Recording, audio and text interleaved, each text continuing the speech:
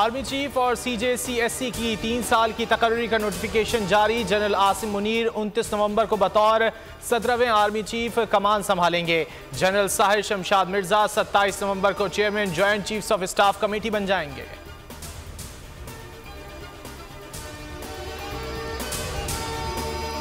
हकीकी आज़ादी की मंजिल करीब आने लगी। मुल्क भर से काफिले फैजाबाद की जानिब रवां दवां। इकबाल पार्क में खैमा बस्ती सज गई।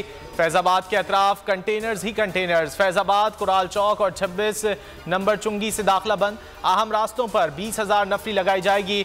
FC और रेंजर्स एहलकार भी तैनात होंगे। इस्लामाबाद में दोबारा दफा 144 नाफिज। तहरीक इंसाफ की बड़ी कामयाबी। फैजाबाद में जलसे की इजाजत मिल गई। PTI और जिला इंतजामिया में मामला तय पा गए। 56 शराइत पर इत्तेफाक हो गया। हालिया थ्रेट्स के बाद सिक्योरिटी इकदाम किए जाएंगे। इंतजामिया यकीनी बनाएगी कि इमरान खान बताए गए रूट के अलावा कोई और रूट इस्तेमाल नहीं करेंगे। जलसे के इख्तिताम पर कोई कारकुन वहां मौजूद नहीं रहेगा। असलहे और आतिशबाजी पर मुकम्मल पाबंदी होगी।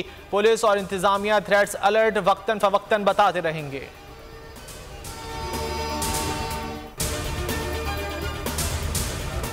कप्तान हकीकी आज़ादी मार्च के लिए तैयार। कल पिंडी पहुंचेंगे। आवाम को पैगाम में कल हकीकी आज़ादी मार्च के फैसला कुन राउंड के लिए बुला लिया।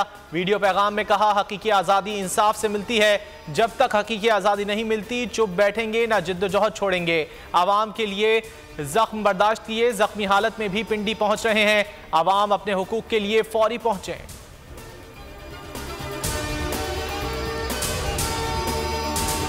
सहाफ़ी अरशद शरीफ कत्ल केस की तहकीकात। वज़ीर आज़म की तश्कील करदा 2 रुकनी तहकीकाती कमेटी के 2 अलग अलग खतूत। वफाकी सेक्रेटरी खारजा और UAE में पाकिस्तानी कौंसल जनरल को खतूत इरसाल। 10 निकात पर दुबई हुक्काम से ताउन मांगा जाए। क्या अरशद शरीफ का दुबई वीज़ा मनसूख हुआ? अगर हुआ तो क्यों हुआ? UAE हुक्काम की अरशद से मुलाकात और मुल्क छोड़ने के अहकामात का डेटा फराहम करने की हिदायत।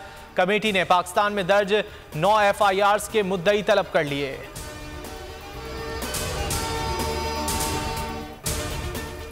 डिफेंस कराची में पुलिस एहलकार का कत्ल। स्वीडिश पुलिस का कहना है कि इसके बारे में मुकम्मल मालूमात हैं। पाकिस्तानी पुलिस ने राब्ता किया है। मामला इंटरपोल तक पहुंच चुका है। मुलजिम खुर्रम स्वीडन के एयरपोर्ट पर उतरा या नहीं कुछ नहीं कह सकते।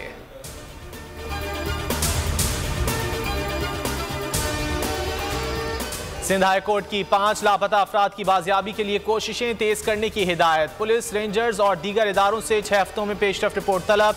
जस्टिस करीम खान आगा ने रिमार्क्स दिए। जिन लापता अफराद की गुमशुदगी के मुकदमा दर्ज हो चुके हैं उनकी फौरी तहकीकात मुकम्मल की जाएं।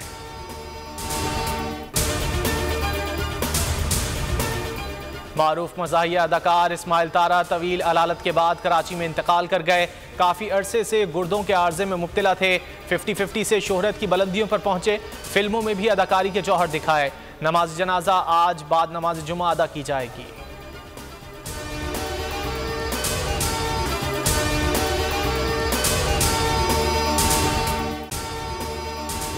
अगर आपको ये वीडियो पसंद आए तो लाइक पर क्लिक करें।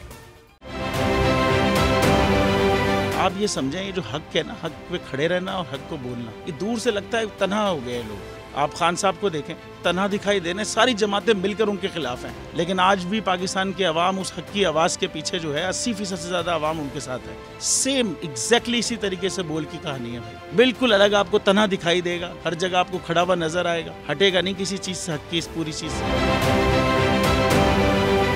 जाली केस है ना, ये हम पे उस वक्त बनाए गए थे जब हुकूमत यही थी, इन्हीं लोगों की हुकूमत थी ना। और ये जाली केस, इनको मैं नहीं कह रहा इस केस को जाली केस, इनको पाकिस्तान में क्या पूरी दुनिया में एक ऐसा शिकायत कुंदा नहीं मिला, एक ऐसा कंप्लेनेंट नहीं मिला जिसने ये कहा हो कि हमारे साथ फ्रॉड हुआ है। तो ये खुद ही बन गए कंप्लेनेंट और ये खुद ही इन्होंने खुद ही इन्वेस्टिगेशन की, उसकी खुद ही तफ्तीश भी की। यानी कि कंप्लेनेंट भी है, इन्वेस्टिगेशन ऑफिसर भी है, और इन द एंड इन्होंने फिर उसके बावजूद ये कोर्ट में जमा कराया कि जी ये केस जाली केस था। ये मेरी बात नहीं है, ये इनके इन्वेस्टिगेशन ऑफिसर की बात है। सब्सक्राइब करें और बेल दबाएं ताकि कोई खबर रह न जाए।